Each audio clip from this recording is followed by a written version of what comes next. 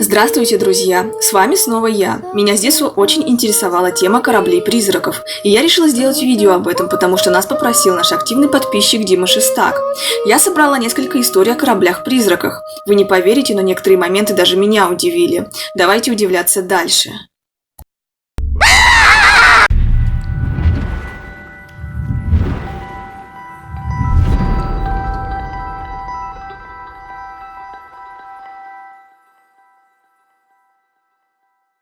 Уран-Медан. Все мертвы, оно придет за мной, и я умираю. Это были два последних сообщения, полученных от экипажа грузового судна «Уран-Медан» в Малакском заливе в июне 1947 года. Их получили вместе с сигналами СОС сразу два корабля – британский и голландский, что принимается как еще одно подтверждение правдивости этой мистической истории. Первое сообщение пришло на азбуке Морзе, второе по рации. Терпящее бедствие судно искали несколько часов, и первым его обнаружило британское судно. После безуспешных попыток приветствовать «Уран-Медан» сигнальными огнями и свистами решили высадить небольшую команду. Спасатели сразу направились в рубку, откуда шли звуки работающего радио, и обнаружили там несколько членов экипажа. Все они, включая капитана, были мертвы. Еще больше трупов нашли на грузовой палубе. Как утверждается, все моряки «Уран-Медан» лежали в защитных позах с выражением ужаса на лицах. Многие были покрыты изморозью, а вместе с одной из групп экипажа была найдена мертвая собака, которая застыла, окоченевшая, словно статуя на четырех лапах, рычащая на кого-то в пустоту. Неожиданно где-то в глубине грузовой палубы прозвучал взрыв и начался пожар. Спасатели не стали бороться с огнем и поспешили оставить полное мертвецов судно. В течение следующего часа на «Уран-Медан» прозвучали еще несколько взрывов, и он пошел ко дну. Судно «Сага Лайн». Недавно на реке Угай был обнаружен корабль-призрак. На вид судну более 100 лет, и корабль оказался по своей конструкции достаточно крепким, чтобы его исследовать. Корабль уже начал обрастать травой и разными растениями. Позже выяснилось, как оно сюда попало. Судно «Сага Лайн» было экскурсионным и начинало свои плавания в Нью-Йорке примерно 110 лет назад. Позже оно поучаствовало в 2 мировых войнах. На его борту Томас Эдисон проводил свои эксперименты. В 1980 году корабль был признан устаревшим, и его перестали использовать. Его решили оставить в притоке реки, около земли его владельца. Корабль и по сей день стоит там. Октавиус. Корабль «Октавиус» отплыл из Англии в Америку в 1761 году. Капитан пытался срезать путь и решил проследовать через северо-западный проход, морской путь через Северный Ледовитый океан. Но корабль застрял во льдах. Команда замерзла насмерть. И в течение следующих 13 лет судно дрейфовало с мертвецами на борту, тела которых, как считается, хорошо сохранились из-за холода. В 1775 году его нашли китобои. По их словам, тело капитана было в его каюте. Он сидел за столом с пером в руке, делая запись в бортовой журнал. В каюте было еще 3 окоченевших тела – женщины, ребенка, завернутого в одеяло, и матроса. Китобои спешно покинули корабль, взяв бортовой журнал, и с тех пор «Октавиус» никто не видел. Мария Селеста. В 1872 году парусный корабль «Мария Селеста» покинул порт Нью-Йорка. На его борту было 13 человек. Капитан Бенджамин Брикс, его жена Сара, 2-летняя дочь София и 10 матросов. В том же году судно обнаружили дрейфующим без единого повреждения.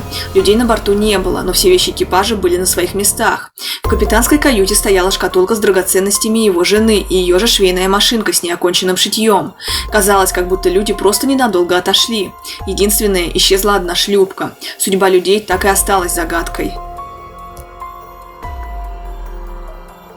Калеуче. К южным берегам Чили, по словам местных жителей, время от времени подплывает призрачное судно. Оно называется Калеуче, и оно не торговое, не военное и не пиратское. Рассказывают, что души погибших моряков отправляются на нем в иной мир. Очевидцы уверяют, что с корабля слышен смех, музыка, и с виду на нем очень весело. Корабль имеет очень яркий и привлекательный вид. Всего пару минут Калеуче можно наблюдать около острова Чилоэ, а потом оно растворяется в буквальном смысле в морской пучине. Эдвард Болен. Эдвард Болен – немецкий грузовой корабль, который покоится в песках пустыни более 100 лет. В сентябре 1909 года судно выполняло рейс из Германии на юго-запад Африки. Он вез специальное оборудование для добычи алмазных месторождений. Однако судно попало в густой туман и село на мель близ берега скелетов Намибии. Со временем море отдалилось, и корабль превратился в пустынного призрака.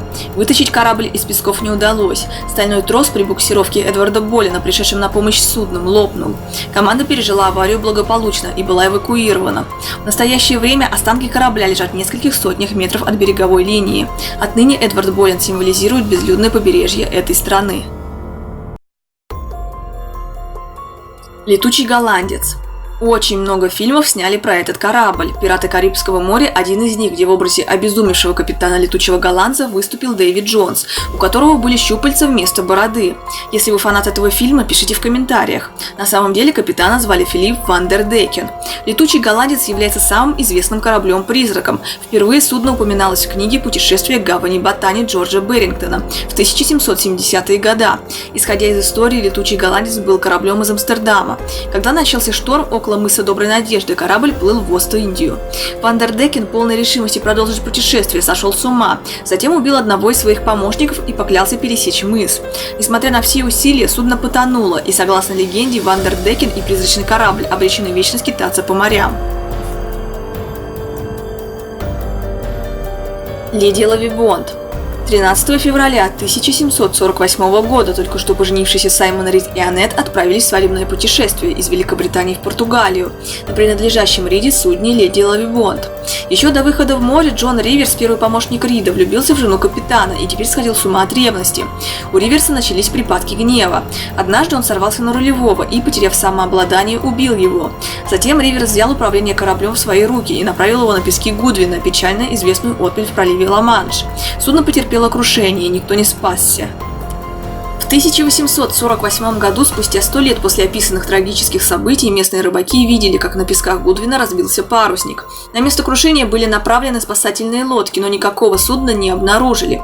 В 1948 году, спустя еще 100 лет, призрак леди Лавибонд был снова замечен на песках Гудвина капитаном Балом Прествиком и был описан им в точь-в-точь как оригинальное судно 1748 года, правда с жутким зеленоватым сиянием. Следующее появление корабля-призрака ожидается в 2048 году. Тема получилась довольно интересной. Я ни в коем случае не утверждаю, что абсолютно вся информация правда. Я больше люблю интересные темы, чем думать, правда это или нет. Я не эксперт, и каждый сам решает, верить или не верить.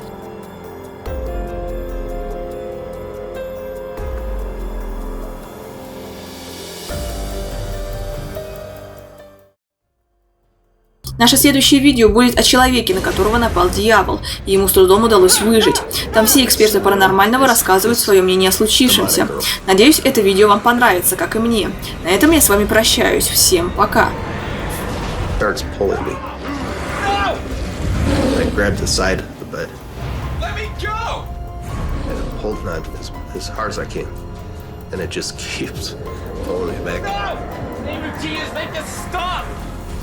I said, Jesus, please make this stop.